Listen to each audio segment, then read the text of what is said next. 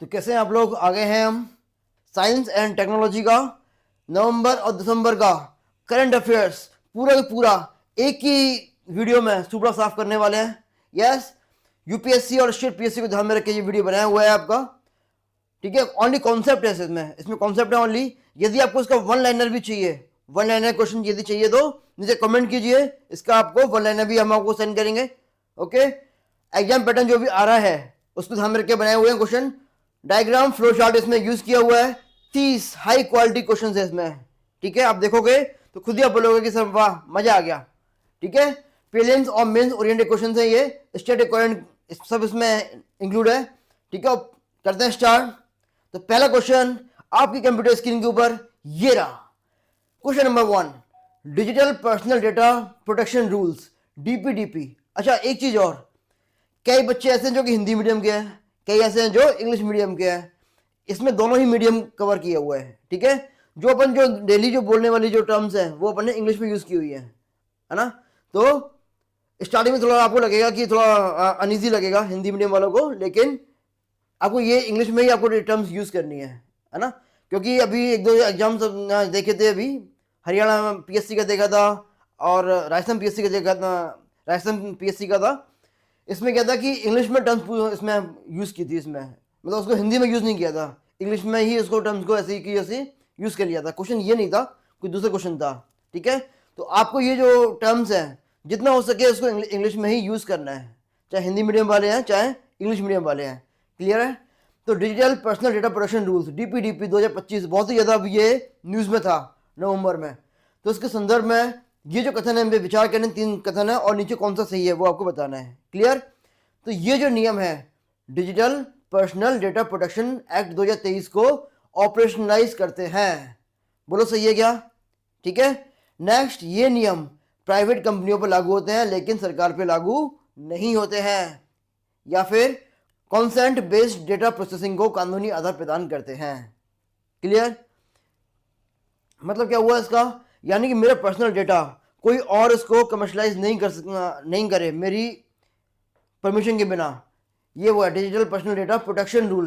Data का जो मेरा पर्सनल जो डेटा है उसका प्रोटेक्शन करना, उसके लिए कुछ रूल बनाए हुए हैं, उसको ये पढ़ के आपको ये बताना है। क्लियर? तो बताओ कौन सा सही आपको लग रहा है। पहला वाला देखो, 2023 को ऑपरेशनलाइज करता है। क्लियर?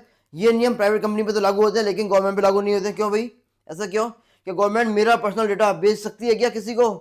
बिल्कुल भी नहीं। तो सेकंड वाला गलत हो गया, जिसमें सेकंड है वो सारे काट दो। फर्स्ट में सेकंड काट दो, तीसरे में सेकंड काट दो, थर्ड में सेकंड काट दो। आंसर क्या बचा? फर्स्ट और 3, ये वाला आंसर है। तो बी इसका आंसर है। और तीसरा वाला कॉन्सेंट बेस्ड डेटा प्रोसेसिंग को कानूनी आधार प्रदान करता है। यदि किसी ने मेरा डेटा बेचा तो मैं उस पर कानूनन कार्यवाही कर सकता हूँ। क्लियर? आंसर क्या हुआ इसका? बी। डिजिटल इकोनॉमी चल रही है अभी, यानी कि इसके थ्रू जो भी लोग पैसा कमा रहे हैं तो उसमें लार्ज स्केल डेटा कलेक्शन करते हैं और उसको सेल कर देते हैं उसको। तो उसके लिए 2023 में हमने कुछ नियम बनाए थे, जो कि लॉ था, एक जो फ्रेमवर्क था वो अपन ने तैयार किए थे, है ना। और अभी इसको अपन एग्जीक्यूट करने वाले हैं, इसको अपन पूरी तरीके से निष्पादन करने वाले हैं, उसका जो अपन ने रूल बनाए थे उनका निष्पादन करने वाले हैं। क्लियर है? तो डीपीडीपी क्या है, जो 2023 में जो आया था वो क्या था, एक फ्रेमवर्क देता है और इसको 2025 वाला ये इसको ग्राउंड लेवल पे लागू करता है। क्लियर हुआ आपको अच्छे से क्वेश्चन? ये वाला पहला वाला क्वेश्चन क्लियर हुआ। डीपीडीपी 2025 जो आया है वो 2023 का ही एक मॉडिफाइड फॉर्म है, उसको वो अच्छे से आप उसको रेगुलेट करने वाले हैं। नेक्स्ट क्वेश्चन, जनरेटिव एआई, जेन एआई और डेटा प्राइवेसी के संदर्भ में निम्न में से कौन सी समस्या सबसे गंभीर मानी जाती है? आपको ये सोचना है कि ये क्वेश्चन आपके एग्जाम में आया हुआ है और आपको टिक करना है ये। ठीक है, ये सोच के आपको क्वेश्चन अटेम्प्ट करना है। तो जनरेटिव एआई, कई तो बच्चे ऐसे जिन्होंने ये नाम सुना ही नहीं है ना। तो और डेटा प्राइवेसी के संदर्भ में कौन सी समस्या सबसे गंभीर है? तो हाई कंप्यूटेशनल कॉस्ट है इसकी, बहुत महंगा है ये। क्या ये क्या गंभीर प्रॉब्लम? ट्रेनिंग डेटा का ओपेसिटी और पर्सनल डेटा लीकेज होता है ना, यानी कि कुछ क्लियरिटी नहीं है इसमें, डेटा लीकेज भी इसमें हो रहा है, ये इसमें प्रॉब्लम है क्या? या फिर स्लो रेस्पॉन्स टाइम है, रेस्पॉन्स टाइम बहुत स्लो है क्या? और लिमिटेड इंटरनेट पेनिट्रेशन है ना, यानी कि जो इसका इंटरनेट पे सब लोग उसको यूज़ नहीं कर सकते हैं, किसी किसी को ये मिला हुआ है इसका एक्सेस यूज़ करने के लिए। बताओ उसमें। देखो जनरेटिव एआई का मतलब होता है चैट जीपीटी, मान लो आप एक तरीके से। क्या होता है इसका मतलब? चैट जीपीटी और डेटा प्राइवेसी के संदर्भ में ये समस्या, सबसे गंभीर समस्या कौन सी है ये बताना है। तो नीचे वाला देखो, लिमिटेड इंटरनेट पेनिट्रेशन। यदि आपके पास में इंटरनेट है तो आप इसको यूज़ नहीं कर सकते, लेकिन जिसने एक्सेस लिया हुआ है वो इसको यूज़ कर सकता है। ऐसा है क्या? बिल्कुल भी नहीं है। सबके लिए यूज़ है, बस जिन्होंने एक्सेस लिया हुआ है उनको कुछ बेनिफिट इसमें एक्स्ट्रा मिल जाएंगे, ये है इसमें, है ना। Slow response time, response slow है क्या इसमें? फटाक से दबाए फटाक से आंसर आ जाता है ना। ये भी गलत हो गया। अब इन दो में से एक आंसर है, ट्रेनिंग डेटा का ओपेसिटी और पर्सनल डेटा लीकेज। क्या ये है क्या? ये भी अपन चेक करेंगे। हाई कंप्यूटेशन कॉस्ट, कॉस्ट इसकी ज़्यादा है क्या? फ्री ऑफ कॉस्ट है, सबको ये अवेलेबल है, तो आंसर तो उसका बी है। लेकिन इसका मतलब क्या हुआ ये अपन देखते हैं। देखो आंसर तो बी हो गया इसका। जनरेटिव एआई का मतलब हुआ चैट जीपीटी, और ट्रेनिंग डेटा का ओपेसिटी का इसका मतलब क्या है? लेक ऑफ ट्रांसपेरेंसी नहीं है इसमें, है ना। ओपेसिटी का मतलब क्या है? इसमें ट्रांसपेरेंसी नहीं है इसमें एक तरीके से। अभी एक क्वेश्चन उठा था कि अगर एआई मॉडल पर्सनल डेटा से ट्रेन हुआ तो रेस्पॉन्सिबिलिटी किसकी होगी।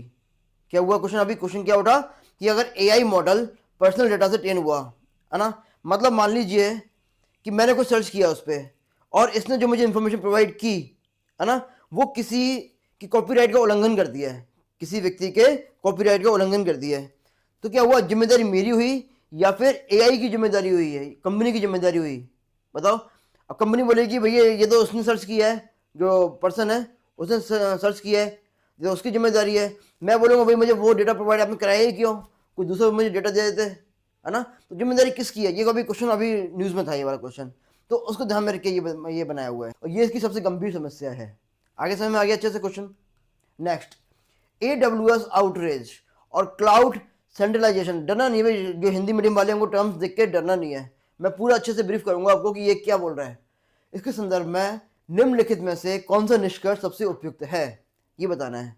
AWS आउटरेज, ये क्या था? AWS आउटरेज ये था अमेजॉन वेब सर्विस, है ना, और क्लाउड सेंट्रलाइजेशन। अभी क्या हुआ, अभी कुछ टाइम पहले अभी न्यूज़ में था कि क्लाउड सर्विस जो प्रोवाइड कंपनियां हैं वो कुछ गिनी चुनी कंपनियां हैं, मुश्किल से मान लीजिए 8-10 कंपनियां मेन तो, और जिसमें से भी 3 कंपनियां ऐसी हैं जिनका 90% मार्केट शेयर है। 3 कंपनियों का कौन कौन सी है? अमेजोन का, है ना, दूसरा माइक्रोसॉफ्ट का, और तीसरा गूगल का। इन तीनों का 90% जो मार्केट है इन्होंने क्लाउड सर्विस का, इन तीनों ने कैप्चर करके रखा हुआ है। अब क्या हुआ, इसमें भी सबसे बड़ा जो शेयर है वो किसका है? अकेला अमेजोन का है, अमेजोन वेब सर्विस इसका है। ये मान लीजिए लगभग 90% में से 65% अकेले इसका है, अमेजोन का है। अब एक दिन क्या हुआ, अभी कुछ टाइम पहले जिसने अमेजोन की जो क्लाउडिंग की जो सर्विस ली हुई थी, उसका जो सर्वर था वो ठप हो गया एक दिन के लिए।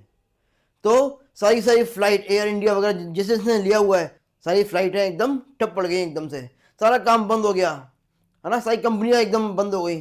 तो AWS आउटरेज और क्लाउड सेंट्रलाइजेशन, यानी कि जो क्लाउड का जो सेंट्रल है अपने एक ही व्यक्ति को अपने दिया हुआ है, उसके ऊपर अपन सबको जिम्मेदार हैं, है ना।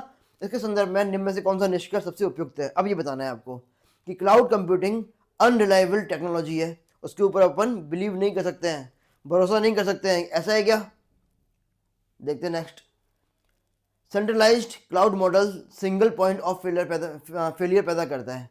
अगर सेंट्रलाइज्ड क्लाउड मॉडल है तो एक ही पॉइंट पे फेलियर पैदा कर देगा, ऐसा है क्या? अब ये हुआ है, ये सही भी है। और भी देखते हैं, ऑप्शन देखते हैं नेक्स्ट। ऑन प्रीमाइस सर्वर हमेशा बेहतर होते हैं, है ना, और इंटरनेट इंफ्रास्ट्रक्चर कोलैप्स हो गया है इससे, पूरा क्या है, इंटरनेट इंफ्रास्ट्रक्चर कोलैप्स हो गया है। कोलैप्स हुआ है लेकिन इंटरनेट इंफ्रास्ट्रक्चर कोलैप्स नहीं हुआ है। कोलैप्स क्या हुआ है? क्लाउड सर्वर हुआ है कोलैप्स। तो आंसर क्या हुआ इसका? बी। क्लियर है? क्लियर है, इजी है ये वाला, है ना। बस जो टर्म्स ये आपको ये ध्यान में रखना, ये टर्म्स वापस से पूछे जाएंगे। AWS का मतलब भी पूछा जा सकता है कि AWS क्या है ना, फुल फॉर्म इसकी। नेक्स्ट है डिजिटल सोवरेनिटी। सोवरेनिटी मतलब पूरी तरीके से कंट्रोल, डिजिटल के ऊपर पूरी तरीके से कंट्रोल, संप्रभुता की अवधारणा निम्न में से किससे सर्वाधिक संबंधित है? बताओ जी। जो डिजिटल संप्रभुता है, जो कि उसको पूरी तरीके से कंट्रोल करना, इसकी अवधारणा किससे संबंधित है? इंटरनेट स्पीड को कंट्रोल करने से है क्या? या फिर डेटा, डिजिटल इंफ्रास्ट्रक्चर और एल्गोरिथम पर राष्ट्रीय नियंत्रण करने से है क्या? या केवल साइबर सिक्योरिटी लॉ बनाने से है क्या? या केवल सोशल मीडिया रेगुलेशन से है? बताओ क्या कंट्रोल कर रहे हैं इसमें अपन? Digital sovereignty. बताओ इसका आंसर है आंसर बी, डेटा, डिजिटल जो इंफ्रास्ट्रक्चर है और एल्गोरिथम, इस पे राष्ट्रीय नियंत्रण हो। क्यों हो नियंत्रण? राष्ट्रीय नियंत्रण क्यों हो? ताकि डेटा लीक नहीं हो, डेटा चोरी नहीं हो आपका। इसलिए इसलिए ये टर्म्स आया कि डेटा का कंट्रोल करना। कंट्रोल कौन कर रहा है? कि हर नेशन अपने अपने लेवल पे कंट्रोल करके रखे इसको, सरकार कंट्रोल करके रखे डेटा को, ताकि बाहर की जो कंपनियां हैं इसको डेटा को लीक नहीं करें। ऐसा में डिजिटल सोवरेनिटी, ये नहीं समझना है कि भाई साइबर सिक्योरिटी से इसका मतलब है ना? इसमें लोग बहुत कंफ्यूज होंगे। सोशल मीडिया रेगुलेट करने से इसका मतलब है ना? तो कंफ्यूज नहीं होना है ऑप्शंस में। डिजिटल सोवरेनिटी का मतलब क्या हुआ? Nations control over it's digital destiny, है ना? यानी कि जो फ्यूचर जो होगा इसका, वो उस पर कंट्रोल कौन करेगा, है ना? ये है इसका मतलब सोवरेनिटी का मतलब। यानी कि जो डेटा है उस पर मेन सबसे ज़्यादा कंट्रोल किसका रहेगा? वो है डेटा, क्लाउड और एआई। ये तीन चीज़ होती है मेन, है ना? तो ये डिपेंडेंस ऑन फॉरेन प्लेटफॉर्म पे हम लोग डिपेंड हैं इस चीज़ के लिए, डेटा के लिए, क्लाउड के लिए और एआई के लिए। किस पे अपन डिपेंड है? फॉरेन जो प्लेटफॉर्म्स पे डिपेंड है। जैसे अभी देखा तो अमेजोन है, माइक्रोसॉफ्ट है, गूगल है, इन पे अपन डिपेंड है। और इससे क्या होगा कि हमारा जो डेटा है वो लॉस का चांस रहेगा, डेटा हमारा लॉस हो सकता है, इसकी चोरी ये लोग कर सकते हैं। तो डिजिटल सोवरेनिटी डिमांड में है अभी ये इस समय, है ना?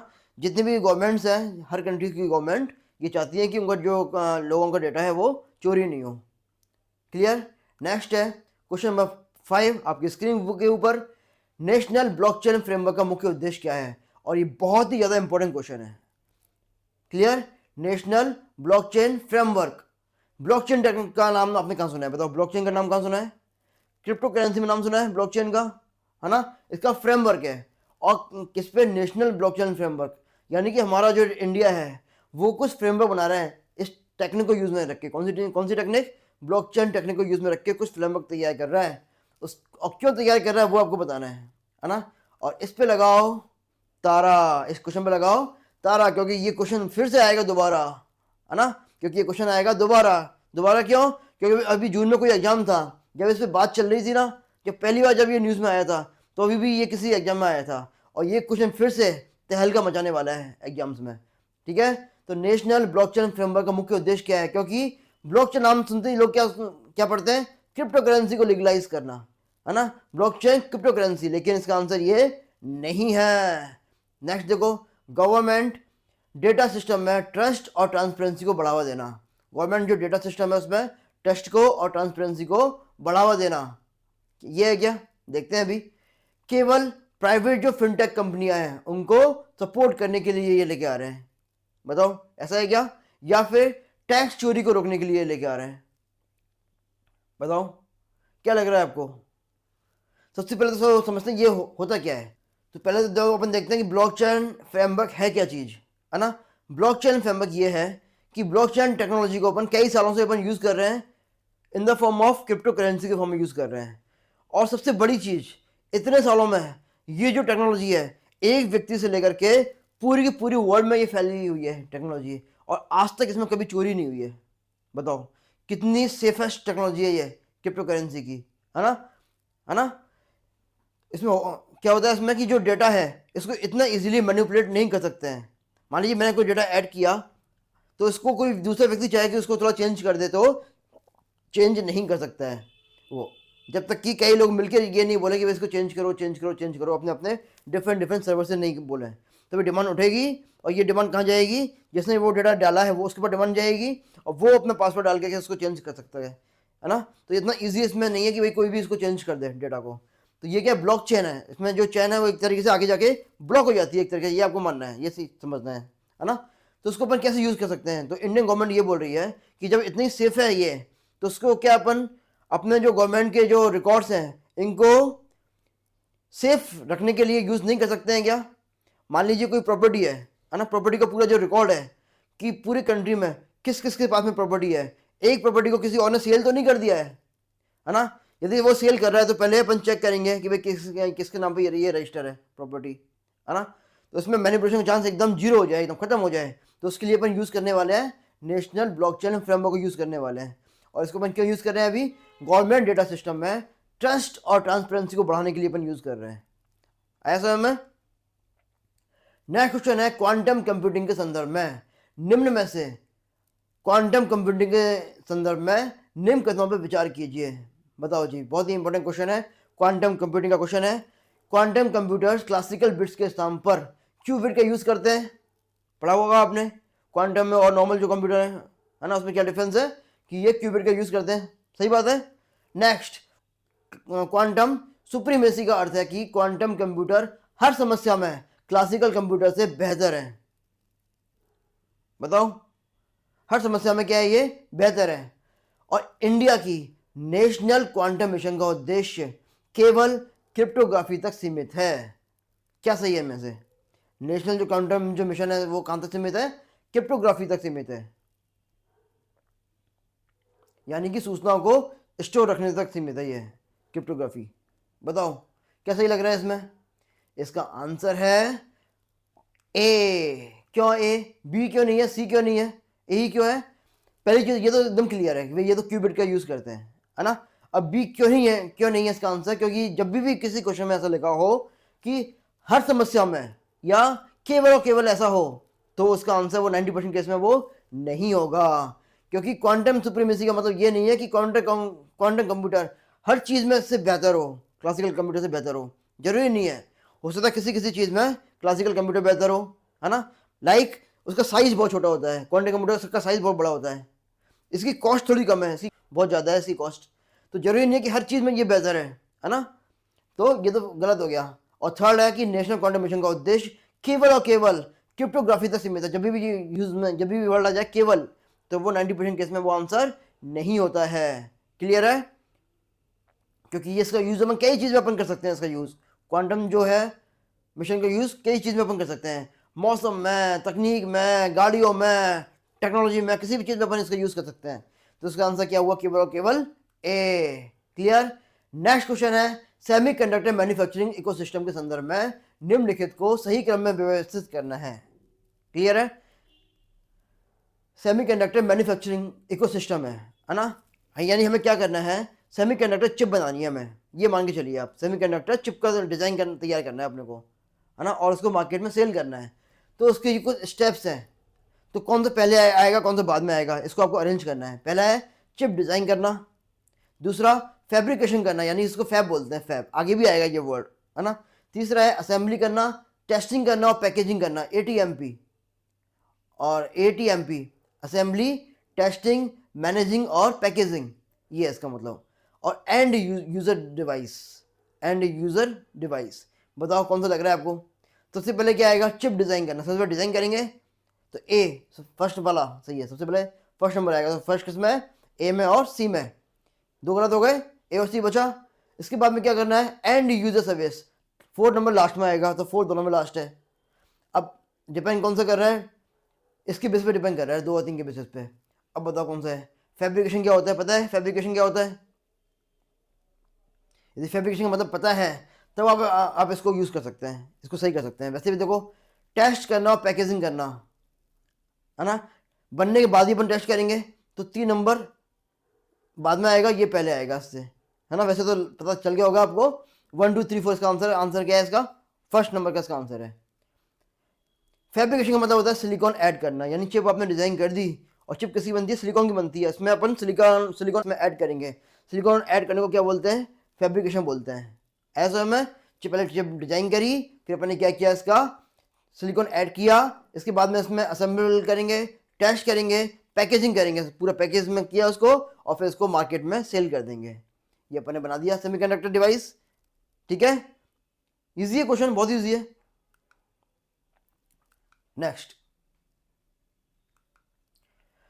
6G टेक्नोलॉजी को लेकर के निम्न में से कौन सा कथन सही है? इंपॉर्टेंट क्वेश्चन है ये 6G टेक्नोलॉजी का, है ना। 6G केवल फास्टर इंटरनेट प्रदान करेगी। बोलो सही है क्या? ये पूरी तरीके से सैटेलाइट आधारित होगी। सही है, लग रहा है, सही लग रहा है ना, क्योंकि क्या है 5G तो क्या पूरा पूरा सैटेलाइट पे डिपेंड है, तो 6G भी क्या होगी, सैटेलाइट पे डिपेंड होगी। चेक करते हैं। और 6G में AI नेटिव नेटवर्क और अल्ट्रा लो लेटेंसी मुख्य विशेषता होगी, यानी कि AI से लैस होगा ये। 6G क्या होगा, AI से लैस होगा, और अल्ट्रा लो लेटेंसी यानी कि क्लिक किया और फटाफट से आंसर मिल जाएगा, यानी कि जो इसमें लेटेंसी रेट है, यानी कि प्रस्तुतता, यानी कि थोड़ी देर में जो रिजल्ट जनरेट करना, वो इसमें बहुत ही ज़्यादा कम होगा, अल्ट्रा लो हो जाएगा। यहाँ क्लिक किया, यहाँ वो हो गया, है ना। सॉन्ग्स, मान लीजिए कोई मूवी है या सॉन्ग्स करना है डाउनलोड, क्लिक किया और स्टार्ट हो गया, यानी कि वो घूमे जा रहा है, घूमे जा रहा है, घूमे जा रहा है, घूमे जा रहा है, बफरिंग हो रही है, वो सिस्टम इसमें नहीं होगा। क्लिक किया और स्टार्ट, है ना। तो अल्ट्रा लो क्या होगी, इसमें लेटेंसी होगी। और 6G का प्रयोग केवल मिलिट्री के लिए ही होगा। बताओ कौन सा इसमें सही लग रहा है आपको। कुछ लोग बोल रहे हैं बी और कुछ बोलेंगे सी, है ना। बी और सी में कंफ्यूजन है। डी में तो क्या आ गया, केबल आ गया, केबल, केबल जहां आ जाए वहां पे देखते ही क्या करना है, क्रॉस कर देना है। केबल केवल मिलिट्री के लिए नहीं होगा, 6G का योग सबके लिए होगा, सब लोग उसको यूज कर सकते हैं। तो आंसर क्या है, ऊपर भी क्या, केवल, केवल वाला फास्ट इसमें क्रॉस कर देना है। तो बी और सी में से एक आंसर है इसका। पूरी तरीके से ये सैटेलाइट पर आधारित होगा, ये पूरी तरीके से सही नहीं है। और ये भी वैसे भी क्या है, पूरी तरीके से, जब भी ऐसा वर्ड आ जाए केवल और केवल पूरी तरीके से, वो सही नहीं होता है मोस्टली, है ना। तो अब क्यों नहीं होगा बताओ, 6G पूरी तरीके से सैटेलाइट पे आधारित क्यों नहीं होगा। क्योंकि क्या है कि अपन ने जो भेजा है सैटेलाइट बहुत बहुत ही एडवांस है ना। यहाँ से अपन ने क्लिक किया, वहाँ गया, वापस आया, लेकिन लेकिन लेकिन अपन ने क्या किया हुआ है, बीच में कुछ अपन ने कुछ चैम्बर्स बनाए हुए हैं, वो उस जो रिजल्ट है उसको फास्ट करके भेजेंगे हमारे पास में। इसमें क्या है, चैम्बर्स में क्या है, इन्होंने ऑलरेडी एक पूरा फ्रेमवर्क तैयार करके रखा हुआ है। यदि कोई भी डेटा वहाँ से आएगा, है ना, कोई भी इंफॉर्मेशन आएगी, तो उसका क्या रिप्लाई करना है, क्या बेहतर फॉर्म में इसको प्रेजेंट करना है। तो यानी क्या हुआ, अपने क्या हुआ है, कुछ चैम्बर्स तैयार करके रखे हुए हैं। तो यानी कि पूरी तरीके से ये सेटेलाइट पे बेस्ड तो नहीं है ना। अर्थ पे कुछ कुछ है, अर्थ पे उसके ऊपर भी ये डिपेंडेंट है ना। तो आंसर क्या हुआ इसका, सी। 5G में सिर्फ स्पीड मैटर करती थी, 6G में स्पीड के साथ में AI और रियल टाइम डिसीजन भी मैटर करेगा। AI और रियल टाइम डिसीजन भी इसमें मैटर करेगा, है ना। आंसर हो गया सी। नेक्स्ट है, हेल्थ टेक में जीनोमिक्स आधारित प्रिसीजन मेडिसिन का यूज का मुख्य लाभ क्या है। और स्पीड फास्ट थोड़ी है, स्पीड फास्ट, कम करो स्पीड, बहुत नॉर्मल स्पीड है, समझ में आपको आ ही रहा है। अगर लगे कि भाई समझ में नहीं आ रहा है, एक बार वीडियो को और देख लेना, है ना, यूट्यूब पर सेव है वीडियो। क्लियर, चलते हैं आगे नेक्स्ट क्वेश्चन पे। पढ़ो क्वेश्चन एक बार।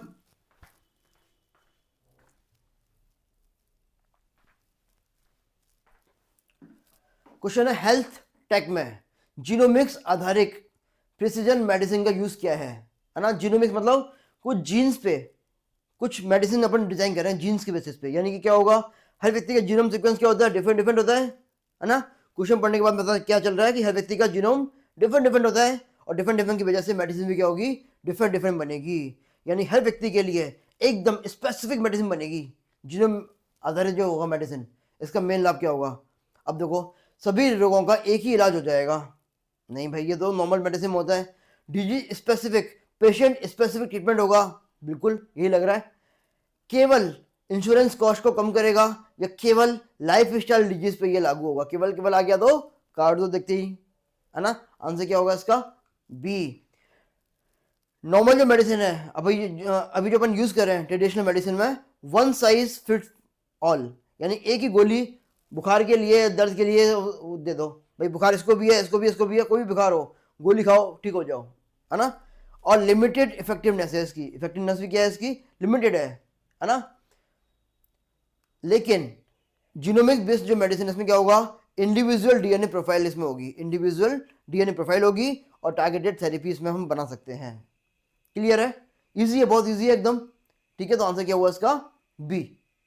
Next question, artificial intelligence governance के संदर्भ में रेस्पॉन्सिबल एआई का मतलब क्या हुआ, बताओ। क्वेश्चन पढ़ने से क्या पता चल रहा है, आंसर अभी ऑप्शन मत देखो, क्वेश्चन पढ़ा आपने और इससे क्या चल रहा है आइडिया। रेस्पॉन्सिबल एआई, रेस्पॉन्सिबल मतलब जिम्मेदार एआई है। जिम्मेदार कौन होता है भाई, मैंने कोई काम किया है और मैं उसकी जिम्मेदारी ले रहा हूँ कि हाँ मैंने ये काम किया है, गलती होगी तो भी मेरी जिम्मेदारी है, मैं जिम्मेदारी ले रहा हूँ उसकी, है ना। यानी कि जिम्मेदार एआई का मतलब क्या हुआ, यानी कि आपने एआई पे कोई इंफॉर्मेशन सर्च की, है ना, और वो यदि गलत, यदि उसने जो आंसर है उसका गलत दिया, तो जो वो जिम्मेदारी ले रहा है कि हाँ भाई मेरे से गलती हो गई, मैं आपको अभी सही इन्फॉर्मेशन प्रोवाइड करवा रहा हूँ, है ना। चैट जीपीटी में यही होता है, सर्च किया होता है कुछ आपने, है ना। अब देखो, अब पढ़ो उसके आंसर, कितना इजी लगेगा। एआई का पूर्ण प्रतिबंध करना, रेस्पॉन्सिबल एआई का मतलब क्या, ये है क्या, एआई को पूरी तरीके से प्रतिबंधित कर दो। ओपन सोर्स एआई, क्या ये है क्या, ओपन सोर्स एआई, एआई क्या है, सबके लिए खुला हुआ है, सबके लिए फ्री है, ओपन सोर्स है। एआई सिस्टम जो एथिकल हो, ट्रांसपेरेंट हो और अकाउंटेबल हो, यस, ये है रेस्पॉन्सिबल, मतलब कि एथिकल है ना, जिम्मेदारी ले रहा है, वो मान रहा है अपनी अपनी गलती कि मैंने गलती की है। ट्रांसपेरेंट है ना, सबके लिए एकदम ट्रांसपेरेंट है, और अकाउंटेबल है, गलती हुई है तो माने उसको।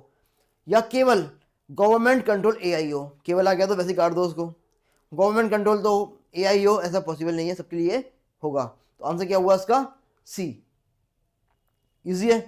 चलो आगे देखो, यदि अपन बातें करने के लिए बीच में रोकेंगे तो क्या होगा, टाइम बहुत बड़ा लगेगा, और वैसे भी अभी एग्जाम का टाइम चल रहा है, टाइम सबके पास में होता नहीं है इतना, है ना। तो मैं बातें करूँ फालतू यहाँ की वहाँ की बातें करूँ तो कोई इससे मतलब नहीं है। अपन ने 1/3 क्वेश्चन पूरा कंप्लीट कर लिया है। पढ़ते हैं, बढ़ते नेक्स्ट क्वेश्चन पे, question number 11। Cloud computing governance के संदर्भ में निम्न में से, निम्न जो कथन है उन पर विचार करना है आपको। क्लाउड कंप्यूटिंग, क्लाउड कंप्यूटिंग क्या होता है, अभी बातें की थी अपने क्लाउड कंप्यूटिंग की, है ना। यानी कि जो क्लाउड जो डेटा है, मान लीजिए मुझे कोई वेबसाइट डिज़ाइन करनी है या मुझे कोई ऐप डिज़ाइन करनी है, तो मुझे कोई थोड़ा स्पेस चाहिए, स्पेस प्रोवाइड कौन करता है, क्लाउड सर्वर प्रोवाइडर जो होते हैं। यानी कि मुझे कोई भी यदि वेबसाइट डिज़ाइन करनी है, या मुझे कोई भी एप्लीकेशन डिज़ाइन करनी है, या मुझे इंटरनेट पे कोई भी काम करना है, तो मुझे कुछ ना कुछ स्पेस चाहिए, और स्पेस कौन करेगा प्रोवाइड, जो सर्वर जो है प्रोवाइडर जो कंपनियां हैं, क्लाउड सर्वर प्रोवाइडर कंपनियां वो करती हैं। जैसे अपन ने अभी कौन कौन पढ़े थे, अमेजॉन, माइक्रोसॉफ्ट और गूगल, 3 मेन कंपनियां हैं। अब पढ़ो question. Multi cloud strategy single point of failure के जोखिम को कम कर देती है। मल्टी क्लाउड स्ट्रेटजी, यस, बताओ सही है कि नहीं है। अभी क्या था कि अमेजोन का जो सर्वर था वो फेल हो गया, तो उसकी वजह से सबका काम रुक गया, है ना। यदि जो प्रोवाइडिंग जो कंपनियां हैं वो एक से ज़्यादा होंगी तो काम ठप नहीं होगा। अपन ने 2-3 कंपनी को यदि अपन ने लिया हुआ है, तो एक यदि एक का ठप हो गया तो दूसरे का तीसरे का अपन यूज़ कर सकते हैं, तो काम कभी भी बंद नहीं होगा। तो multi cloud strategy single point of failure के जोखिम को कम कर देती है, बिल्कुल सही बात है ये। हाइब्रिड क्लाउड मॉडल में ऑन प्रेमाइस और पब्लिक क्लाउड दोनों ही शामिल है। अब ये क्या होता है, हाइब्रिड क्लाउड क्या होता है, ये अपन देखेंगे, है ना। और क्लाउड सेंट्रलाइजेशन का संबंध डिजिटल सोवरेनिटी से नहीं है। क्लाउड को सेंट्रलाइज करना यानी कि एक ही जगह जाके केंद्रित करना क्लाउड को, इसका मतलब डिजिटल कंट्रोल करने से नहीं है, कंट्रोल करने से है, गलत है ये तो, है ना। यदि एक ही जगह, यदि किसी के हाथ में पूरी ताकत है तो वो सबको कंट्रोल कर सकता है ना। तो यानी तीसरा तो गलत हो गया, जहाँ 3 नंबर है वो काट दो, बी में, सी में और डी में, इनमें 3-3 आ रहा है, तो ये तो काट दो। आंसर क्या हुआ इसका, ए आंसर हो जाएगा, ठीक है। अब अपन देखते हैं हाइब्रिड क्लाउड मॉडल क्या होता है। मल्टी क्लाउड क्या है, एक से अधिक क्लाउड प्रोवाइडर्स, ये होते हैं मल्टी क्लाउड होते हैं इसको, है ना। और हाइब्रिड क्लाउड का मतलब हुआ ऑन प्रीमाइस और पब्लिक क्लाउड, ये हुआ। यानी कि हाइब्रिड क्लाउड का मतलब यानी कि एक तो मेरे घर में मेरे लिए पर्सनल हो, और एक पब्लिक के लिए भी हो, है ना, जो कंपनीज हैं उनके लिए भी हो, और व्यक्ति के लिए भी हो, सबके लिए हो क्लाउड, इसको बोलते हैं हाइब्रिड क्लाउड। आंसर हुआ इसका ए, आंसर हुआ इसका ए, ठीक है। चले आगे, question number 12। Digital public infrastructure DPI, ये आपको नाम याद रखना है ना, इसको मैं हिंदी में नहीं बताऊंगा क्योंकि कई बार ये नाम भी पूछ लेते हैं एग्जाम में। डीपीआई से आप क्या समझते हैं, है ना, डीपीआई से क्या समझते हैं, डॉट पर इंचेस, ये भी एक डीपीआई का मतलब होता है, डॉट पर इंचेस। यानी कि जो कंप्यूटर की स्क्रीन है ना, उसमें कितने डॉट्स हैं, पास पास कितने डॉट्स हैं, है ना। लेकिन डिजिटल पब्लिक इंफ्रास्ट्रक्चर ये भी इसका मतलब है ना। तो कई बार ये कंफ्यूज करने के लिए फुल फॉर्म भी इसकी पूछ लेते हैं। इसका टेक्नोलॉजी सेंट्रिक अर्थ क्या है, ये बताना है आपको। इसका टेक्नोलॉजी में कहाँ यूज में ये आ रहा है ना। पब्लिक इंफ्रास्ट्रक्चर, कुछ कुछ पता चल रहा है कि भाई कुछ पब्लिक में कुछ इंफ्रास्ट्रक्चर कुछ बना रहा है ये, ओके, किससे बना रहा है, डिजिटल कोई टेक्नोलॉजी है, कुछ इंफ्रास्ट्रक्चर तैयार कर रहे हैं। इसका टेक्नोलॉजी सेंट्रिक है कुछ, तो कुछ पता नहीं चल रहा है, कुछ क्लियर नहीं है। अब पढ़ते हैं, ऑप्शन पढ़ते हैं। केवल गवर्नमेंट वेबसाइट्स के लिए, केवल है तो वैसे काट दो। ओपन, इंटर ऑपरेबल और स्केलेबल डिजिटल प्लेटफॉर्म है ये, या प्राइवेट फिल्मकॉम एप्स है, या सब्सिडी डिलीवरी सिस्टम है ना। अब देखो क्या है ये, बताओ क्या है ये डीपीआई का मतलब। डीपीआई का मतलब है, डीपीआई से मतलब यह है कि जो भी चीज़ अपन डिजिटल रूप में यूज़ कर रहे हैं, लाइक यूपीआई पेमेंट जो अपन कर रहे हैं, यूपीआई पेमेंट कर रहे हैं, वो क्या है, डीपीआई है एक तरीके से, है ना। आधार कार्ड को भी अपन यूज़ कर रहे हैं, ऑनलाइन बैठ के अपन यूज़ कर रहे हैं, है ना, वेरीफाई कर रहे हैं उसको। जैसे मान लीजिए आपको सिम लेने के लिए जाना है, मोबाइल की सिम लेने के लिए आपको जाना है, नई सिम लेनी है आपको, तो आधार का वेरिफिकेशन आजकल कैसे करते हैं, क्या वो आपको वो दिखा कॉपी रखते हैं, नहीं रखते हैं, फोटो खींचते हैं, है ना, आधार का नंबर उसमें डालते हैं, वेरीफाई करता है ना, कहीं से भी वो वेरीफाई कर सकता है आपका आधार नंबर, तो वो ओपन है एक तरीके से। यानी कि इसका मतलब क्या हुआ, ओपन है, इंटर ऑपरेबल है, कहीं से भी आप उसको यूज कर सकते हैं, इसको कहीं से भी आप ऑपरेट कर सकते हैं, और स्केलेबल है, यानी कि इसमें आप ग्रोथ की संभावना है इसमें, है ना। ये है, तो इसका आंसर क्या हुआ, बी। डीपीआई का मतलब क्या हुआ, डीपीआई डिजिटल रेल्स, यूपीआई, आधार वगैरह, एपीआई और इंटर ऑपरेबिलिटी और स्केल, तीनों इसमें आ जाती हैं इसमें। आंसर हुआ इसका बी। समझ में आ गया ना। चले आगे, क्वेश्चन नंबर 13। सेमीकंडक्टर इकोसिस्टम में एटीएमपी, वापस आ गया एटीएमपी, असेंबली, टेस्टिंग, मैनेजिंग और पैकेजिंग, सेमीकंडक्टर इकोसिस्टम है ये, है ना। सेमीकंडक्टर जब अपने चिप बनाई थी, है ना, असेंबली किया था, जब चिप उसमें फैब्रिकेशन किया था, तो वही चीज़ आ गई वापस से। तो चिप डिजाइन में आंसर पहले से लगा हुआ है इसका, आंसर पहले से लगा हुआ है। चिप डिजाइन इसी स्टेज पे होता है, चिप डिजाइन क्या होता है, इसी स्टेज पे होता है। एटीएमपी से चिप का कमर्शियल यूज संभव है। एटीएमपी केवल सॉफ्टवेयर प्रोसेस है, और एटीएमपी केवल डेवलप देशों में होता है। केवल केवल आ गया तो काट दो वैसे ही। सही आंसर क्या है इसका, एटीएमपी से चिप का कमर्शियल यूज संभव है, एटीएमपी से, क्योंकि एटीएमपी क्या है, अब इसमें चिप का असेंबली भी कर रहे हैं, टेस्ट भी कर रहे हैं, मैनेजिंग कर रहे हैं और पैकेजिंग भी कर रहे हैं। अभी आपको पता है चिप को डिज़ाइन करने के लिए अपन बाहर की जो कंपनियां हैं, मेनली ताइवान की जो कंपनी है, उस पर अपन डिपेंड करते हैं, है ना। चाइना, ताइवान, इन पे अपन डिपेंड है चिप डिज़ाइन करने के लिए। लेकिन अब चिप डिज़ाइन इंडिया में होगा पहली बार, है ना। अभी ये न्यूज़ बहुत ज़्यादा चर्चा में थी कि चिप डिज़ाइन इंडिया में होगा, जिससे जो मेन जो कॉस्ट है हमारी, जो कंप्यूटर की जो कॉस्ट है, कंप्यूटर की, मोबाइल की कॉस्ट बहुत ज़्यादा कम होने वाली है ना, चिप डिज़ाइन इंडिया में होने से। क्योंकि हमारे यहाँ पे अभी तक जैसे इंजीनियर नहीं थे क्योंकि चिप डिज़ाइन कर पाए, और जो थे वो बाहर जाके काम कर रहे थे। अब इंडिया के लोग ही मेन काम करेंगे चिप डिज़ाइन करने का, तो इसलिए ये बहुत ज़्यादा ट्रेंड में है ये न्यूज़, है ना।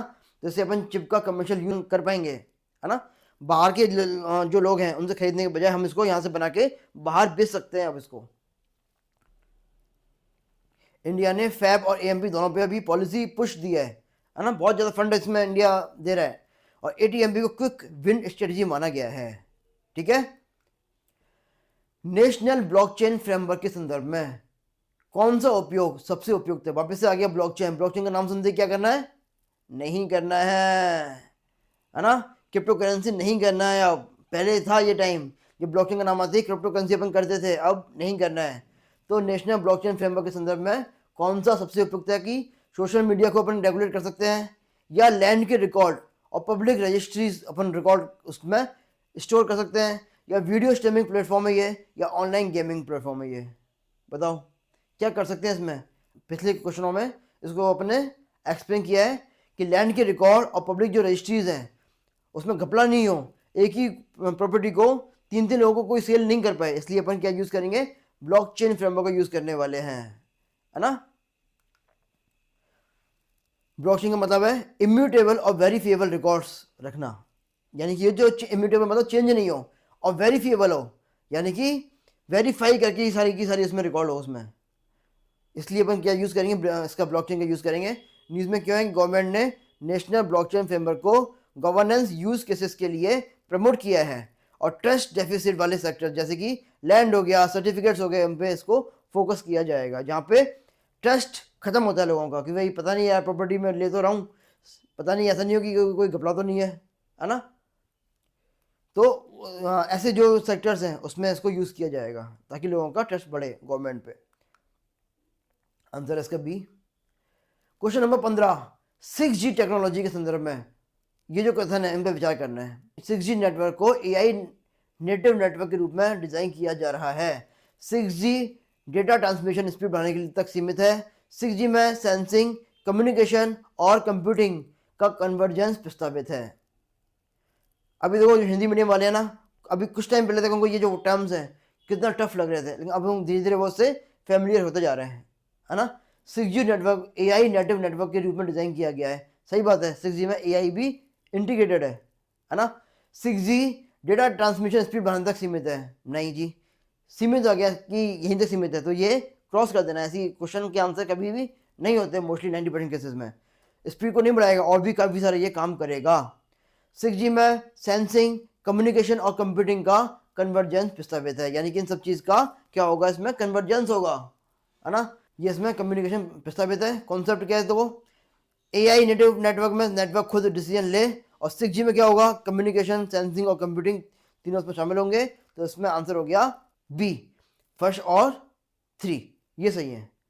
Clear. Question number 16, AI governance के संदर्भ में एल्गोरिथमिक अकाउंटेबिलिटी का मतलब क्या है।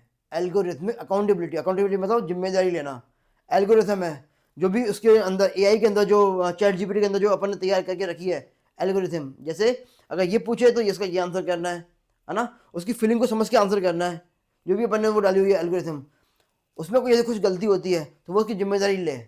अब पढ़ो उसके ऑप्शंस। AI मॉडल को ओपन सोर्स करना, AI डिसीजन के लिए ट्रांसपेरेंसी और ऑडिटेबिलिटी और जिम्मेदारी तय करना, AI का पूर्ण सरकारी नियंत्रण हो और AI सिस्टम पे कोई भी रेगुलेशन ना लगाना। बताओ, इजी है ये तो, पढ़ा अपने भी। आंसर है इसका बी, AI डिसीजन ले, ट्रांसपेरेंसी हो और ऑडिटेबिलिटी हो उसमें, है ना। खुद भी वो चेक कर पाए कि वो गलती की सही है, और वो जिम्मेदारी भी तय करे कि भाई मेरी जिम्मेदारी है, मैंने गलती कर दी। ठीक है। न्यूज़ में क्यों है ये, जनरेटिव AI के ओपेक डिसीजन थे अभी कुछ टाइम से, बायस, डिस्क्रिमिनेशन और black box concern. Black box क्या है अभी आगे आएगा क्वेश्चंस में। ठीक है। साइबर रेजिलियंस की अवधारणा निम्न में से किससे सर्वश्रेष्ठ रूप से व्यक्त करती है। साइबर रेजिलियंस, रेजिलियंस का मतलब क्या होता है, फ्लेक्सिबिलिटी, है ना। फ्लेक्सिबिलिटी यानी कि कोई चीज़ खत्म हुई वापस से जुड़ गई, वापस से ठीक हो गई, है ना। उसकी क्या है, वो फ्लेक्सिबल है वो उस चीज़ के लिए। साइबर अटैक को पूरी तरीके से समाप्त कर देना, साइबर अटैक हुआ उसको ठीक कर दिया, और पूरी तरीके से समाप्त करना। पूरी तरीके से आ जाए तो ये आंसर नहीं करना है, जरूरी नहीं है कि ये इसको पूरी तरीके से सही कर पाए, है ना। मोस्ट ऑफ द केसेस में इसको सही कर दे 99% केसेस में, लेकिन पूरी तरीके से कर पाए ऐसा जरूरी नहीं है। साइबर अटैक के बाद में सिस्टम को जल्दी रिकवर करने की क्षमता, यस, यानी सिस्टम खराब हुआ वापस से इसको ठीक करने की क्षमता, इसको बोलते हैं साइबर रेजिलियंस। केवल साइबर लॉस बनाना या केवल एन्क्रिप्शन का प्रयोग करना, तो आंसर क्या हुआ इसका, बी। ठीक है जी, अभी अपने पढ़ा था ही सारा, ये देख लेना एक बार, बार बार रिपीट करने की मतलब नहीं है। साइबर अटैक हुआ, इसका जो सिस्टम था पूरा क्रैश हो गया, रेजिलियंस प्लानिंग की अपन ने कि उसको वापस से ठीक करना है, और रैपिड रिकवरी हुई और वापस से सिस्टम अपना ठीक हो गया। Clear. Digital personal data protection DPDP framework के अंतर्गत डेटा फिडुशियरी का मतलब क्या है, ये बताना है। फिडुशियरी मतलब क्या हुआ, कोई व्यक्ति या फिर कोई संस्था, ये हुआ, और जो कि डेटा का प्रोटेक्शन कर रहा है, उसके संबंध में ये क्या है, कोई व्यक्ति की, ये कौन सा व्यक्ति की बात कर रहा है। क्या ये वो व्यक्ति है जो आपका डेटा कलेक्ट करेगा आपसे, क्या ये वो व्यक्ति है क्या, या फिर ये कोई संस्था है जो डेटा को कलेक्ट भी करेगा और उसका उपयोग नहीं करेगा लेकिन, है ना। या फिर ये कोई संस्था है जो कि आपको पर्सनल डेटा के उद्देश्य और साधन तय करेगा कि उसको कैसे कैसे उसको यूज़ करना है, कहाँ कहाँ उसको यूज़ करना है। या फिर ये केवल एक ही सरकारी विभाग है। बताओ इसका आंसर क्या हो सकता है। मैं पानी पी के आता हूँ, 1 मिनट।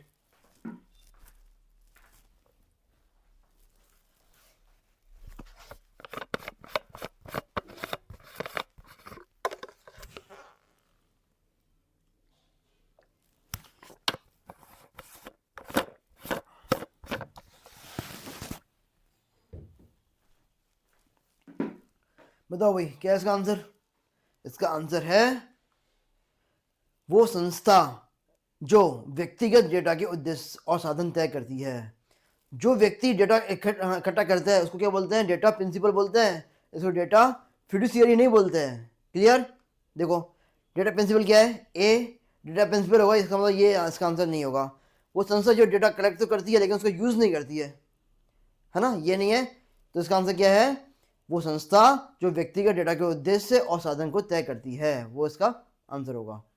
पर्सनल डेटा है, कलेक्ट किया किसी संस्था ने, उसका पर्पस, उसका मींस डिसाइड किया उसका कि कहाँ कहाँ उसको यूज़ करना है उसने, और डेटा फिडुशियरी और अकाउंटेबिलिटी अंडर डीपीडीपी रूल्स, है ना। डीपीडीपी क्या है, एक फ्रेमवर्क है। अगर आपकी डेटा की चोरी होती है तो कौन जिम्मेदार होगा, उसके लिए एक फ्रेमवर्क तैयार किया है। 19th रेगुलेशन सैंडबॉक्स, अभी आया था ना सैंडबॉक्स, आ गया यहाँ पे सैंडबॉक्स। इसका प्रयोग साइंस टेक्नोलॉजी गवर्नेंस में क्यों किया जाता है, बताओ जी। सैंडबॉक्स कहाँ काम आता है, सैंडबॉक्स बताओ, सैंडबॉक्स कहाँ काम में लेते हैं। सैंडबॉक्स काम में लेते हैं अगर कहीं भी आग लग जाए तो उस पर मिट्टी डालने के लिए काम में लेते हैं सैंडबॉक्स, है ना। एक सैंड का बॉक्स होता है ना, मिट्टी का बॉक्स, उसमें रेत होती है, रेत भरी हुई, या आग लगी उस पर रेत डाल दी और आग बुझ जाती है उससे, है ना। तो रेगुलेटरी सैंडबॉक्स, यहाँ पे अब सैंडबॉक्स का यूज आ रहा है साइंस टेक में। ये कहाँ आ रहा है, यानी कि कोई ना कोई चीज़ ऐसी है जिसको अपन को रोकना है, उसको कंट्रोल करना है, उसके लिए अपन सैंडबॉक्स यूज में ले रहे हैं। रेगुलेट करना है, कंट्रोल करना है उसको। अब पढ़ो, नई तकनीक पर पूर्ण प्रतिबंध लगाने के लिए, बताओ कोई नई टेक्निक यदि आ रही है, क्या उसको रोकना है क्या, बताओ। गलत बात है, तो उसको तो आगे बढ़ाना चाहिए टेक्नोलॉजी को, नहीं है नहीं यदि कोई आ रही है तो। नई तकनीक को बिना किसी नियम के अपनाने के लिए, ये भी गलत बात है। कोई नियम नहीं है, उसको अपने अपना लिया, उसको हो सकता है हमारा जो डेटा वो चोरी कर ले, वो नई तकनीक, है ना। सीमित और नियंत्रित वातावरण में इनोवेशन का परीक्षण करने के लिए, यस, कोई जो नई तकनीक यदि आई है उसको एक पर्टिकुलर जो एक छोटे से उसको उसमें एनवायरनमेंट में कंट्रोल करना है तो सैंडबॉक्स यूज़ करना है। जैसे वो बड़े लेवल पे बढ़े, मिट्टी डाली है उसको, ठंडा कर दिया उसको, वहीं के वहीं रोक दिया उसको, है ना। यदि वो उसमें कोई प्रॉब्लम नहीं है तो उसको फिर लार्ज स्केल पे उसको फैला दो, है ना। तो ये किस लिए अपन यूज़ कर रहे हैं, रेगुलेटरी सैंडबॉक्स यूज़ कर रहे हैं। और केवल स्टार्टअप्स को टैक्स एक्सम्पशन देने के लिए, जो स्टार्टअप्स है उसको टैक्स में छूट देने के लिए अपन यूज़ करेंगे। तो इसका आंसर क्या हुआ, सी।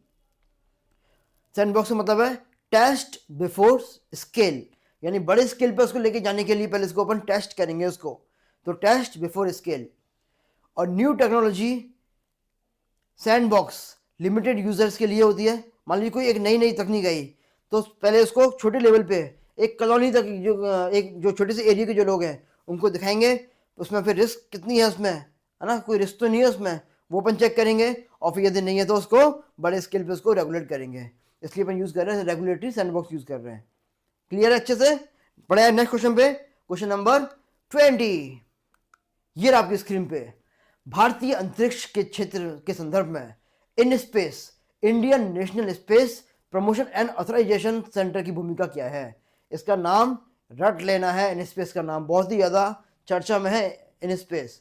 और ये चर्चा में क्यों है कि अभी आपने देखा होगा न्यूज़ ये आई थी कि प्राइवेट जो सेक्टर्स हैं, प्राइवेट कंपनियों को भी स्पेस के क्षेत्र में एंट्री मिल गई है, प्राइवेट कंपनीज को। अब इससे क्या होगा, मान लीजिए मेरी कंपनी है या आपकी कंपनी है, आपको एंट्री मिल गई, आप तो डेली क्या बनाओगे, नए नए रॉकेट बनाओगे, लॉन्च करोगे, और कभी किसी को मार दिया, कभी किसी को मार दिया कि चल आ रहा है, तो मून पे घूम के आते हैं, मून पे घूम के आए, चक्कर लगाए और वापस आ गए, है ना। तो उसमें क्या होगा, प्रॉब्लम आने के चांस रहेंगे। किसी का कुछ देखा कि वो जा रहा है रॉकेट, यहाँ से छोड़ा रॉकेट और क्या खत्म कर दिया उसको वहीं की वहीं, है ना। तो इन स्पेस बनाया है ताकि जो प्राइवेट कंपनीज को वो रेगुलेट कर पाए। इसरो है ना, इसरो के एक और संस्था बनाई है, पैरेलल संस्था। इसरो के पास तो इतना ज़्यादा काम है तो उसके पास तो इतना टाइम ही नहीं है कि वो इन सब चीज़ को देखे, प्राइवेट कंपनियों को रेगुलेट करे। तो उसके लिए प्राइवेट कंपनियों के लिए बनाई है, इन स्पेस बनाया है, Indian National Space Promotion and Authorization Centre. अब इसकी भूमिका क्या है, केवल इसरो के लिए लॉन्च करना गलत बात है। प्राइवेट स्पेस एक्टिविटीज़ को रेगुलेट और प्रमोट करना बिल्कुल सही बात है। और भी पढ़ लेते हैं, केवल डिफेंस स्पेस मिशन को नियंत्रित करना नहीं, केवल सैटेलाइट कम्युनिकेशन को लाइसेंस देना। तो आंसर क्या हुआ इसका, B. IN space single window regulator और प्रमोटर है इन स्पेस, है ना। यानी कि आपकी कोई कंपनी है स्पेस के क्षेत्र में काम करती है तो आप इन स्पेस के पास में जाओगे, आप इसरो के पास में नहीं जाओगे, इन स्पेस के पास में जाओगे, एक ही झटके में आपको परमिशन ला के दे देगी है ना। एक फॉर्म फिल करना होगा और मिल जाएगी आपको परमिशन मिल जाएगी, जाओ और बनाओ, ठीक है। और इसरो इन स्पेस नहीं है ना। इसरो क्या है, एग्जीक्यूट करने वाली बॉडी है, रॉकेट को लॉन्च करने वाली बॉडी है, और इन स्पेस क्या है, ये रेगुलेट करने वाली बॉडी है। क्लियर हुआ। प्राइवेट स्पेस प्लेयर है इन स्पेस, इसको कंट्रोल करेगी, इसरो इसको इंफ्रास्ट्रक्चर बनाएगी और कमर्शियल उसका यूज कर सकते हैं। तो आंसर क्या हुआ इसका, बी, रेगुलेट और प्रमोट करने के लिए, ठीक है। नेक्स्ट है क्वेश्चन नंबर 21, स्पेस इकोनॉमी शब्द का प्रयोग किसके लिए किया जाता है, बताओ। नाम सुन के क्या चल रहा है पता, स्पेस में कोई इकोनॉमी जनरेट कर रहा है, एक स्पेस के थ्रू कोई इकोनॉमी, कोई पैसा जनरेट हो रहा है ना। तो किसके लिए प्रयोग किया जाता है वो देखना है। रॉकेट लॉन्चेस से होने वाली आय के लिए करते हैं क्या, या सैटेलाइट मैन्युफैक्चरिंग के लिए करते हैं क्या, या फिर अंतरिक्ष आधारित एक्टिविटी से उत्पन्न समग्र आर्थिक मूल्य के लिए करते हैं क्या, या डिफेंस स्पेस सेक्टर के लिए करते हैं, बताओ। स्पेस इकोनॉमी यानी कि अंतरिक्ष में कुछ भी काम कर रहे हैं अपन, जहाँ से पैसा मिल रहा है, चाहे वो रॉकेट से हो, रॉकेट लॉन्च करके हो, या फिर वो सैटेलाइट बना के हो, है ना, जहाँ से पैसा मिल रहा है उसको बोलते हैं स्पेस इकोनॉमी। यानी कि सबसे सही आंसर कौन सा है, सी के अंदर सारे आ रहे हैं, है ना, सी सही है। Question number 22, dual use space technology के संदर्भ में निम्न में से कौन सा उदाहरण सर्वाधिक उपयुक्त है। ड्यूअल यूज यानी दो तरीके से यूज कर रहे हैं, किसका, स्पेस टेक्नोलॉजीज का। तो कौन सा उदाहरण सबसे ज्यादा उपयुक्त है, केवल astronomy telescope, satellite navigation systems, केवल टॉय रॉकेट बनाना, या केवल स्पेस टूरिज्म, बताओ। ड्यूअल यूज स्पेस टेक्नोलॉजी, है ना, दो तरीके से यूज करेंगे स्पेस टेक्नोलॉजी का। एक तो सैटेलाइट नेविगेशन सिस्टम, ये सिविल और मिलिट्री दो लोगों के लिए यूज करते हैं, यानी कि एक ऐसी चीज जिसका उपयोग दो लोगों के लिए किया जाता है, यानी कि सिविल के लिए भी और मिलिट्री के लिए भी किया जाता है, उसको बोलते हैं ड्यूअल यूज स्पेस टेक्नोलॉजी। तो यानी कि इसमें कौन सा आंसर हो गया, बी, स्पेस नेविगेशन सिस्टम। इसका यूज दोनों ही यूज करते हैं, इसका उपयोग दोनों करते हैं। क्वेश्चन नंबर 23, अंतरिक्ष शासन स्पेस गवर्नेंस के संबंध में नॉर्म्स ऑफ रेस्पॉन्सिबल बिहेवियर का उद्देश्य क्या है ना। अंतरिक्ष में शासन कर रहे हैं ना, अंतरिक्ष गवर्नेंस है, इसमें कुछ नॉर्म्स बनाए किसके लिए, रेस्पॉन्सिबल बिहेवियर के लिए। यानी कि अंतरिक्ष में जो भी कुछ किया है वो आपने किया है, आप इसकी जिम्मेदारी लो, है ना। इसके लिए कुछ क्या बनाए, नियम बनाए, तो उसमें आप पढ़ो। स्पेस वेपनाइजेशन को बढ़ावा देना, आउटर स्पेस ट्रीटी को समाप्त करना, अंतरिक्ष में कॉन्फ्लिक्ट, डेब्रिस और एस्केलेशन को रोकना, कमर्शियल लॉन्चेस को रेगुलेट करना, बताओ क्या है इसका आंसर। नियम बनाए, किसके लिए बनाएंगे नियम, अंतरिक्ष में कोई भी कॉन्फ्लिक्ट हो जाए, कोई भी डेब्रिस कचरा हो, या फिर एस्केलेशन को रोकना, है ना, कोई भी यदि क्या हो आपस में उलझाव हो जाए कुछ भी तो उसको रोकना। भाई यदि मान लीजिए अंतरिक्ष में कचरा फैला हुआ है तो क्या होगा, आप जिम्मेदारी लो उसकी कि आपने ये कचरा फैलाया, जो आपने रॉकेट लॉन्च किया था उसके थ्रू ये कचरा फैला हुआ है, इसकी सफाई करने की जिम्मेदारी किसकी है, आपकी जिम्मेदारी है इसकी, तो आपको उसकी जिम्मेदारी लेनी पड़ेगी। कोई भी कॉन्फ्लिक्ट हो जाए तो उसके लिए कुछ नियम बनाए हैं। तो स्पेस गवर्नेंस के संबंध में नॉर्म्स ऑफ रेस्पॉन्सिबिलिटी बिहेवियर का उद्देश्य क्या है, तो ये इसका उद्देश्य, आंसर है इसका सी, ठीक है। तो क्या हुआ कि इंक्रीज स्पेस एक्टिविटी के थ्रू कंजेशन और डेब्रिस फैल रही है, रिस्क ऑफ कॉन्फ्लिक्ट है, तो रेस्पॉन्सिबल बिहेवियर ऑफ नॉर्म्स बनाए। क्लियर। 24, डिजिटल गवर्नेंस के संदर्भ में इंडिपेंडेंट डिजिटल रेगुलेटर्स की आवश्यकता क्यों महसूस की जा रही है। डिजिटल गवर्नेंस के संदर्भ में इंडिपेंडेंट डिजिटल रेगुलेटर्स यानी कि खुद का डिजिटल रेगुलेटर, यानी मेरे खुद का, किसी कंपनी का खुद का क्या हो, डिजिटल रेगुलेटर हो, वो दूसरे पे डिपेंड नहीं रहे उसके लिए, तो उसकी आवश्यकता क्यों महसूस की जा रही है ये बताना है आपको। ऑप्शन ए, केवल आईटी कंपनियों को कंट्रोल करने के लिए। ऑप्शन बी, तेजी से बदलती तकनीकों के लिए विशेषज्ञ, फ्लेक्सिबल और एविडेंस बेस्ड रेगुलेशन के लिए, या फिर सी, टैक्सेशन पर्पस के लिए, या फिर D, social media content moderation के लिए। बताओ क्यों कर रहे हैं, खुद का हो रेगुलेटर, ताकि इससे क्या होगा कि मेरी खुद की क्या होगी, विशेषज्ञ टीम होगी, खुद के लिए वो क्या होगा, फ्लेक्सिबल होगा, यानी कि कुछ भी चेंज करना हो तो वो चेंज कर सकते हैं, और एविडेंस बेस्ड रेगुलेशन, जो भी हमें एविडेंस मिल रहा है उसके बेसिस पे हम रेगुलेट कर सकते हैं। तो ये क्या हुआ, डिजिटल गवर्नेंस के लिए हमने ये बना हुआ है, ये खुद का बनाया है रेगुलेटर। क्लियर। डिजिटल टेक्नोलॉजीज तेज़ी से इवॉल्व करती हैं। ट्रेडिशनल जो रेगुलेशन अक्सर स्लो होता है। इंडिपेंडेंट जो होगा वो एक्सपर्टाइज होगा, एजिलिटी होगा और क्रेडिबिलिटी होगा, उसकी खुद की क्या होगी, खुद वो उसके लिए गवर्न होगा उसके लिए। क्लियर। तो आंसर हो गया इसका बी। 25, आर्टिफिशियल इंटेलिजेंस और डेमोक्रेसी के संदर्भ में निम्न में से कौन सा जोखिम सबसे गंभीर माना जाता है? बताओ जी। एआई है एक तरफ और एक डेमोक्रेसी, इन दोनों को मिला के एक जोखिम है जो कि सबसे ज़्यादा गंभीर माना जाता है डेमोक्रेसी को और एआई दोनों के लिए। बताओ। एआई का धीमा विकास, क्या ये है क्या? एआई ड्राइवन मिस इन्फॉर्मेशन और opinion manipulation, high computing cost या लिमिटेड एआई एडॉप्शन? बताओ भाई। कॉस्टिंग तो हाई है नहीं इसकी, एआई की कॉस्टिंग तो बस ही बहुत कम है। चैट जीपीटी फ्री मिलता है सबके लिए। विकास धीमा भी नहीं है, विकास भी इसका खूब फास्ट हो रहा है। लास्ट ईयर बहुत धीमा था, लास्ट ईयर कितना था और आज देखो कहाँ पहुँच गए। लिमिटेड एआई एडॉप्शन, ये भी नहीं है, जो एक बार यूज़ करता है उसको अडॉप्ट कर लेता है एआई को। एआई ड्राइवर मिस इन्फॉर्मेशन और ओपिनियन मैनिपुलेशन, यानी कि जो इन्फॉर्मेशन मिल रही है एआई से वो कई बार गलत मिलती है, सही नहीं मिलती ओपिनियन। और ओपिनियन मैनिपुलेशन, जो इसमें ओपिनियन है वो मैनिपुलेट हो रहा है इसमें ओपिनियन। क्लियर। तो ये सबसे बड़ी गंभीर दिक्कत है कि भाई हम जो चाह रहे हैं आंसर, हमें लग रहा है कि हम तो इसके ऊपर डिपेंड है, भाई ये जो बताएगा वो सही बताएगा, लेकिन ये जो बता रहा है वो गलत बता रहा है, हमारे दिमाग में गलत कॉन्सेप्ट बैठ गया है ना। ये सबसे बड़ी की इसकी क्या है, कमी है एआई की। जनरेटिव एआई यानी चैट जीपीटी सिंथेटिक कंटेंट बनाया, खुद ने बनाया कंटेंट, मिस इन्फॉर्मेशन दिया और डेमोक्रेटिक इंटीग्रिटी रिस्क हो गया। क्लियर। 26, साइबर लॉज के एवोल्यूशन के संदर्भ में भारत के लिए सबसे बड़ी चुनौती क्या है? बताओ। साइबर लॉज का एवोल्यूशन हुआ है ना, उसके लिए भारत के लिए एक चुनौती है। क्या चुनौती है वो आपको बताना है। ए, साइबर क्राइम्स की अनुपस्थिति। बताओ। साइबर लॉज जो बनाए हैं हमने, इसमें चुनौती क्या है वो बताना है। तेजी से बदलती तकनीक के साथ कानूनों को अपडेट करना, केवल इंटरनेशनल ट्रीटीज का पालन करना, केवल हार्डवेयर सिक्योरिटी। बताओ। तो आंसर है इसका बी। तेजी से क्या हो रही है, चेंज, टेक्नोलॉजी चेंज होती जा रही है तेजी से, तो कानून को अपडेट करना बड़ी चुनौती है। इतनी जल्दी हम कानूनों को अपडेट नहीं कर सकते हैं। हर साल टेक्नोलॉजी अपने डबल पे पहुंच जाती है जितनी आज है। यदि आज 80 है टेक्नोलॉजी, अभी यदि अपन 80 मानते हैं नंबर में, यदि तो नेक्स्ट ईयर 160 पहुंच जाएगी, है ना। ऑलमोस्ट डबल हर साल पहुंच रही है टेक्नोलॉजी। तो इतनी जल्दी हम लॉज को चेंज नहीं कर सकते हैं, और ये सबसे बड़ी क्या है, चुनौती है। क्लियर। 27, डिजिटल इंक्लूजन के लिए यूनिवर्सल सर्विस ऑब्लिगेशन फंड का उद्देश्य किस उद्देश्य के लिए किया जाता है? बताओ।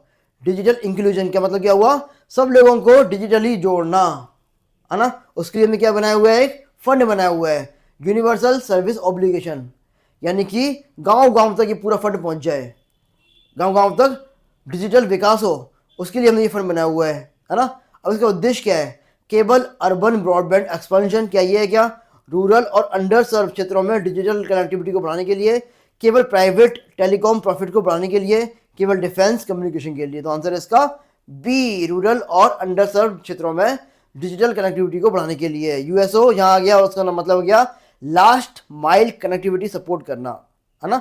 सबसे लास्ट माइल, सबसे पीछे पीछे पंक्ति में खड़ा हुआ है, जिसके पास में अभी जो संभावनाएं हैं, अपॉर्चुनिटी जिसको नहीं मिली है, उसके पास में भी पहुंचाना। न्यूज़ में क्या है ये अभी, क्योंकि 5G 6G जो रोड आउट पे अभी वो चल रही है, चर्चा चल रही है। क्यों चल रही है कि एक तरफ तो देश बोल रहा है कि हम 6G लेके आने वाले हैं, दूसरी तरफ कई गांव ऐसे भी हैं, कई लोग ऐसे भी हैं जिनके पास में अभी इंटरनेट कनेक्टिविटी है ही नहीं, है ना। तो इसलिए इसकी वो चल रही चर्चा, इसके लिए फंड बनाया हुआ है, universal service obligation fund. Clear है। चले आगे। 28, हाइपरसोनिक वेपन सिस्टम के संदर्भ में निम्न कथनों पर विचार कीजिए। हाइपरसोनिक मतलब ऐसे वेपन्स जिनकी स्पीड 5 मैक से ज़्यादा हो, है ना, 5 मैक से ज़्यादा की गति हो इनकी, ऐसी वो है, सिस्टम है ये। अब बताओ कि 1 मैक का मतलब कितना होता है, नीचे कमेंट में लिख के बताओ 1 मैक का मतलब कितना होता है। 1 मैक तो ये 5 मैक से अधिक की गति से यात्रा करते हैं ये बैलिस्टिक मिसाइल की तुलना में अधिक दक्ष होते हैं, ये केवल न्यूक्लियर वारहेड को लेके जा सकते हैं। सही उत्तर बताओ क्या है इसका? केवल न्यूक्लियर वारहेड को लेके जा सकते हैं, ये तो हो गया गलत, है ना, क्योंकि किसी को भी ये लेके जा सकते हैं हाइपरसोनिक। बैलिस्टिक की तुलना में अधिक दक्ष होते हैं और 5 मैक से अधिक की गति में यात्रा करते हैं। इसका आंसर क्या हो गया? 1 और 2। क्लियर? न्यूज़ में क्यों है ये अभी? क्योंकि ग्लोबल हाइपरसोनिक रेस में 3 लोग आगे चल रहे हैं, यूएस, चाइना और रशिया। इंडिया की हाइपरसोनिक ग्लाइड व्हीकल रिसर्च अभी चर्चा में है। इंडिया क्या है अभी? हाइपरसोनिक ग्लाइड व्हीकल रिसर्च कर रहा है अभी, वो उसकी चर्चा में है कि वो भी बनाएगा। 29th, directed energy weapons. ये क्या आ गया भाई? एनर्जी वेपन्स यानी कि कुछ अपन एनर्जी भेज रहे हैं जो कि वेपन्स की तरह यूज़ करिए, है ना। इसका मुख्य लाभ क्या माना जाता है? Unlimited range, low cost per shot और हाई प्रिसीजन शुद्धता, केवल न्यूक्लियर कैपेबिलिटी और केवल स्पेस वारफेयर में उपयोग करना। बताओ, डायरेक्टेड एनर्जी वेपन्स का यूज़ क्या है? DEW क्या यूज है इसका? अभी होता क्या है, पहले ये देखो, मान लीजिए कहीं ड्रोन आ गया किसी का, हम जानते नहीं किसका ड्रोन है, या कोई मिसाइल आ गई, हम यहाँ पेश करके लेजर लाइट डालेंगे और सीधा उसको जाके हिट करेगी और उसको खत्म कर देगी, उसको वहीं की वहीं। ये हो गया डायरेक्टिव एनर्जी वेपन हो गई है ना। तो इनकी क्या है, कॉस्टिंग बहुत कम है और शुद्धता बहुत ज़्यादा है, फटाफट से यहाँ से डाला और वहीं सीधी पहुँच जाएगी। ये इसका आंसर हो गया बी। ड्रोन थ्रेट और काउंटर UAS सिस्टम और DRDO के द्वारा laser base air defence trial ये किए गए थे अभी। क्लियर है? और इसमें DEW में लेजर और माइक्रोवेव का यूज़ करते हैं। क्लियर? ये भी पूछी बताई हुई है, आंसर है इसका B. Question 30, defence space technology के संदर्भ में काउंटर स्पेस कैपेबिलिटीज का उद्देश्य क्या है? डिफेंस और स्पेस दोनों को मिला के कुछ वो है ना। और इसमें काउंटर स्पेस कैपेबिलिटी क्या है? काउंटर स्पेस, है ना, यानी कि किसमें कुछ किसी को मार रहे हैं, डिफेंस का नाम आ गया ना, किसी को मार रहे हैं और स्पेस में मार रहे हैं, है ना, किसी का अटैक कर रहे हैं, स्पेस में कर रहे हैं अटैक। अब पढ़ो क्वेश्चन। सैटेलाइट लॉन्च करना, स्पेस डेब्रिस को रिमूव करना, विरोधी की स्पेस बेस्ड असेट को बाधित करना और सिविलाइजेशन कम्युनिकेशन, सिविलियन कम्युनिकेशन। बताओ, इजी है, डिफेंस का नाम आ गया तो विरोधी की स्पेस बेस्ड असेट को बाधित करना। डिफेंस नाम नहीं आता तो ऑप्शन बी हो जाता, स्पेस डेब्रिस को रिमूव करना। क्लियर? लास्ट क्वेश्चन है ये, दिल्ली में वायु प्रदूषण कम करने के लिए क्लाउड सीडिंग में भागीदारी किसकी है ना। दिल्ली की जो गवर्नमेंट है उसने क्या किया, जो अभी एयर पोल्यूशन बहुत ज़्यादा हो रहा है दिल्ली में, है ना, इस पर अपने वीडियो बनाया हुआ है, एक वीडियो बनाया हुआ है, उस वीडियो को आप देखना। नई जो टेक्निक्स है, किस तरीके से दिल्ली में पोल्यूशन कम कर सकते हैं, है ना, वो टेक्निक आपको देखना बहुत ज़रूरी है ना। उसमें ये वीडियो है, तो उसमें वायु प्रदूषण को कम करने के लिए क्लाउड सीडिंग यानी कि कृत्रिम वर्षा, आर्टिफिशियल रेन, उसमें भागीदारी वाला कौन सा वो है, संस्था कौन सी है ना।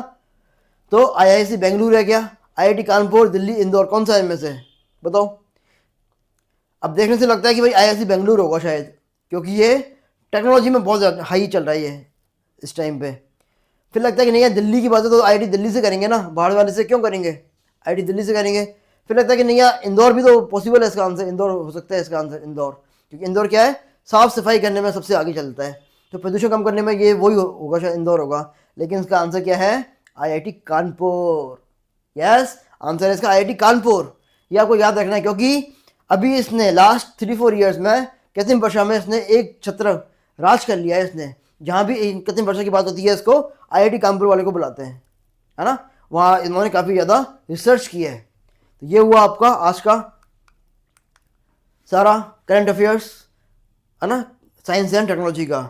नवंबर और दिसंबर महीना कंप्लीट हो गया है, इसके बाद से कुछ आने की संभावना कम है। फिर भी यदि आपको लगता है कि सर इसके वन लाइनर भी अवेलेबल करवा दो, तो आप नीचे कमेंट में लिख के बताइए कि इसके वन लाइनर देने हैं कि नहीं देने हैं, है ना। यदि वो आप बोलोगे तो तभी मैं करूँगा मेहनत, यदि आप नहीं बोलोगे, आपको है नहीं रिक्वायरमेंट, तो मैं क्यों करूँगा मेहनत। और यदि वीडियो पसंद आया तो प्लीज़ इसको लाइक कीजिए, शेयर कीजिए, सब्सक्राइब कीजिए अपने फ्रेंड्स के साथ में, क्योंकि भैया एक वीडियो बनाने में बहुत लगती है मेहनत, और यहाँ मैं अकेला हूँ बनाने के लिए। खुद ही मैं मैटर 5-6 सोर्स से इकट्ठा करता हूँ, उसको लिखता हूँ, उसके ऑप्शन डिसाइड करता हूँ, फिर उसको टाइप करता हूँ, टाइप करने के बाद में फिर उसको प्रेजेंट करता हूँ। अभी इसकी पूरी एडिटिंग होगी, एडिटिंग करने के बाद में फिर इसको आपके सामने यूट्यूब पर डाला जाएगा, ताकि आपको ये टाइम बचे आपका, टाइम वेस्ट नहीं हो, आपके लिए करना सारी चीज़। तो बस एक लाइक तो बनता है, एक लाइक तो कर सकते हो ना। ठीक है, मिलते हैं नेक्स्ट वीडियो में। Thank you.